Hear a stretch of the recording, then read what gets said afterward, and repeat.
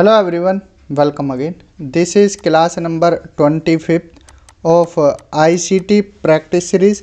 ICT practice series में अब तक हमने 24 क्लास कर ली हैं। ये हमारी क्लास नंबर 25 है। अगर आपने पुरानी क्लासेस नहीं देखी हैं तो पहले उन क्लासेस को देखिए, देन इसके बाद फिर आप इन क्लासेस को, जो ये लास्ट के क्लासेस हैं, इनको देखना।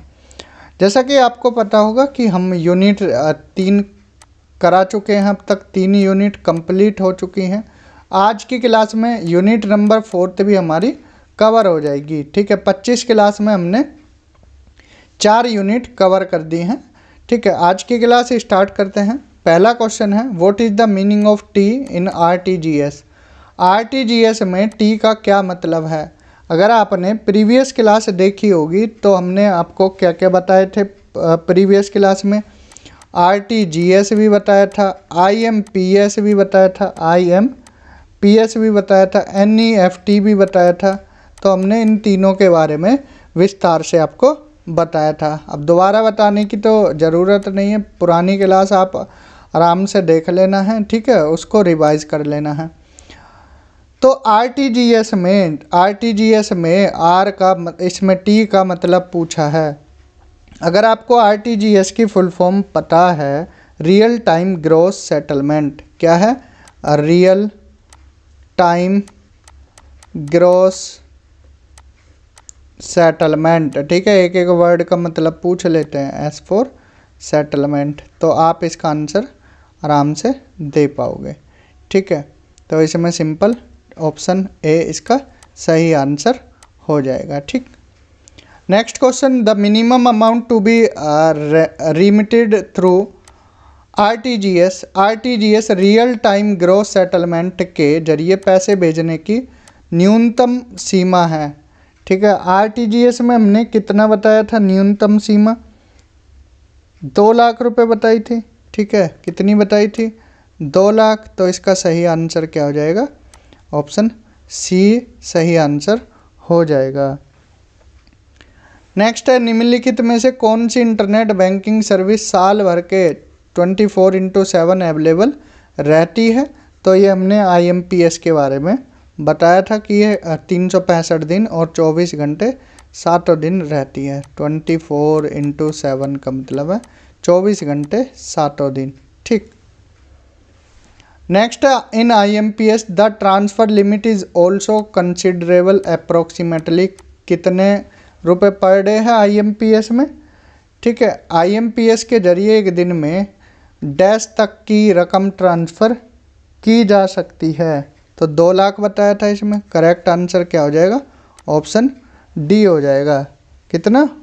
2 लाख रुपए। ठीक है, और पिछले सवाल का भी आंसर क्या था? 2 लाख था। दोनों का क्या है? 2-2 लाख रुपए हो जाएगा। ठीक, नेक्स्ट क्वेश्चन देखते हैं। Dash is an internet based method of processing economic transaction. Dash bill का भुगतान करने का एक डिजिटल तरीका है। इसके जरिए ग्राहक अपने बैंक खाते, क्रेडिट कार्ड या अन्य भुगतान विधियों से ऑनलाइन बिल का भुगतान कर सकते हैं। तो इसको ऑनलाइन बिल पेमेंट बोलते हैं। क्या बोलते हैं? Online bill payment. तो सही आंसर इसका ऑप्शन ए हो जाएगा। नेक्स्ट है, online payment system typically are run by third party corporation such as. Online payment system जो मुख्यतः थर्ड पार्टी के द्वारा चलाया जाता है तो उसको क्लिक टू पे बोलते हैं। क्या बोलते हैं? सिंपली क्लिक टू पे बोला जाता है। ये ध्यान रखना, जो थर्ड पार्टी के द्वारा चलाया जाता है, क्लिक टू पे। ठीक, आगे चलते हैं। नेक्स्ट क्वेश्चन है, फुल फॉर्म ऑफ एसएमएस। ठीक है, इस यूनिट की पहली क्लास थी उसमें हमने बेसिक चीज़ें बताई थी कि एसएमएस क्या होता है, शॉर्ट मैसेज सर्विस। ठीक है, शॉर्ट मैसेज सर्विस। तो आपको क्लोजली देखना है। शॉर्ट मैसेज सर्विस देखकर आप इसी को लगा कर आ गए, बाद में देखा पूरा ही नहीं पढ़ पाए, तो इसलिए पूरा पढ़ना है आपको, ध्यानपूर्वक पढ़ना है। Short message service. नेक्स्ट है, AEPS का फुल फॉर्म पूछा है। आधार वाला बताया था ना, आधार इनेबल्ड पेमेंट सिस्टम। तो यही इसका सही आंसर है। क्या है? आधार इनेबल्ड पेमेंट सिस्टम। ठीक, सारी फुल फॉर्म आप याद रखना है।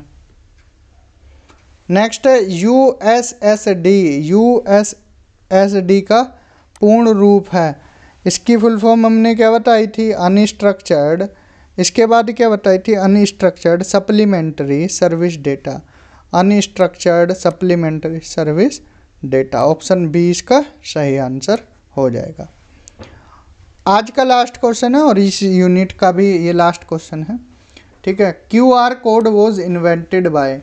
QR कोड के आविष्कारक हैं, ठीक है। विंड सर्फ किसके बताए थे, कमेंट सेक्शन में आप इनका आंसर देना है। टिम बर्नर्स ली, ठीक है, इन दोनों के बारे में हमने बता चुके हैं।